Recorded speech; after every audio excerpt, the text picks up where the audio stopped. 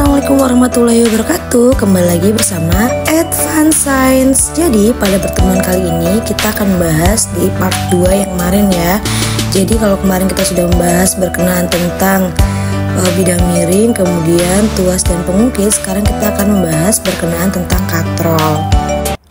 Nah, perlu diingat ya, jadi sebelum kita memahami apa itu prinsipnya, kita harus tahu dulu nih, jadi penerapannya seperti apa. Nah, katrol itu salah satu dari pesawat sederhana. Jadi penerapannya biasanya digunakan untuk mempermudah atau mempercepat pada kegiatan sehari-hari. Nah, bisa dilihat biasanya katrol itu terdapat pada sumur, kemudian pada misalnya roda yang kalian gunakan pada sepeda. Nah, itu adalah proses dari penggunaan katrol. Nah, katrol adalah roda yang sekelilingnya itu diberi tali atau biasanya dipakai untuk mempermudah pekerjaan manusia untuk menarik beban. Nah, katrol itu terbagi menjadi 3 nih. Ada katrol tetap, bebas, dan majemuk. Nah, kita simak bareng-bareng ya. Nah, yang pertama kita bahas dulu berkenaan tentang katrol tetap. Katrol tetap ini gaya kuasa yang dikeluarkan akan bernilai sama dengan berat bebannya.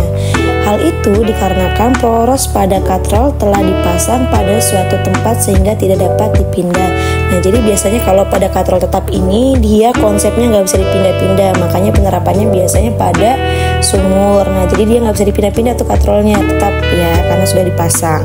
Perlu diketahui karena ini adalah katrol tetap, maka jumlah katrol cuma 1 dan talinya juga 1, maka KM-nya atau keuntungan mekanisnya adalah 1. Nah, sekarang kita perhatikan pada contoh soal. Perhatikan pada gambar berikut ini. Untuk mengangkat gaya yang diperlukan sebesar, nah kita ketahui kalau gayanya itu adalah 100 N ya, maka kita cari jawabannya ya, ayo. Nah, tidak bosan-bosan lagi diingatkan bahwasanya sebelum menjawab dia pakai rumus yang mana, kita lihat dulu yang diketahuinya. Nah, diketahui adalah bebannya adalah 100 Newton. Kemudian KM-nya itu karena dia katrol tetap, KM-nya itu sama dengan 1.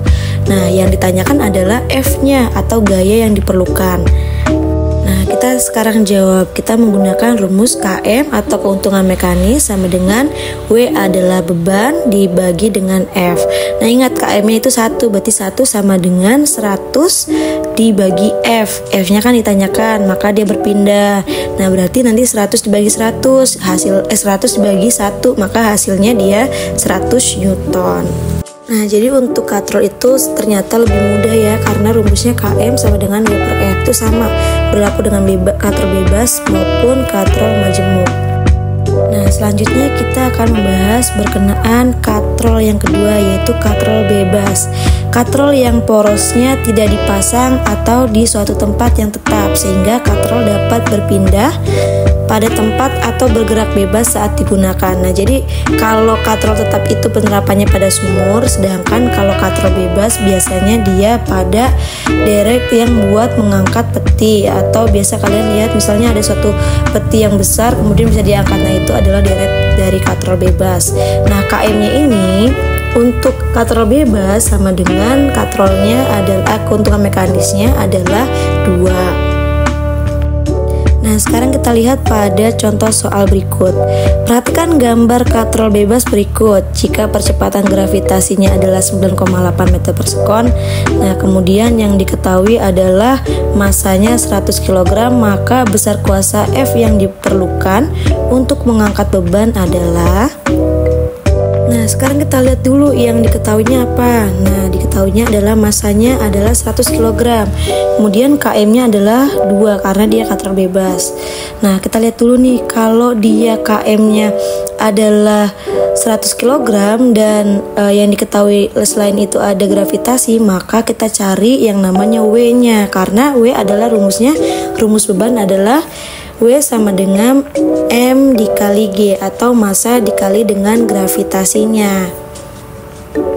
Maka didapati W-nya adalah 980 Newton. Nah, sekarang kita masukkan rumusnya, berarti KM sama dengan W per F. Berarti KM-nya adalah 2, kemudian W-nya adalah 980 dibagi dengan F. Nah, F-nya itu berarti kan F-nya ditanyakan nih, berarti dia pindah ke belakang nih, berarti F sama dengan 980 dibagi dengan 2, maka hasilnya F sama dengan 490 Newton.